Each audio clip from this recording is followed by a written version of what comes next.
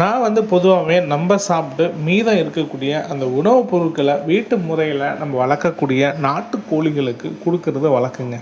அந்த வகையில் இன்றைக்கி வந்து பார்த்திங்க அப்படின்னா மட்டன் வந்து எடுத்திருந்தோம். ஸோ நம்ம சாப்பிட்டதுக்கு போக சில மிச்சம் இருந்தது வந்து பார்த்திங்கன்னா தாய்க்கோழிக்கும் அதனோட குஞ்சுகளுக்கும் கொடுக்கலாம் அப்படின்னு சொல்லிட்டு, இந்த மாதிரி புரோட்டீன் நிறைந்த சத்துக்கள் குஞ்சுகள் வளரும்போது நம்ம கொடுத்தோம் அப்படின்னா அதனோட வளர்ச்சி வந்து ரொம்ப கொஞ்சம் சீக்கிரமாக வளர்ச்சி அடையிறதுக்கான இது வந்து பார்த்திங்கன்னா அதிகமாக இருக்கும்.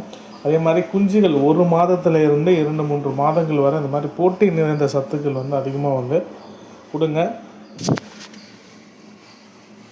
தாய்க்கோழியோட தன்னோட குஞ்சுகள் ஸோ அதுக்கு தேவையான அந்த உணவுகள் வந்து பார்த்திங்கன்னா எவ்வளோ ஆர்வமாக விரும்பி வந்து சாப்பிடுது அப்படின்றது பாருங்கள். ஸோ இவங்க யாராவது மிச்சம் வச்சாங்கன்னா தான் மற்ற கோழிகளுக்கு வந்து இதை நான் கொடுப்பேன்.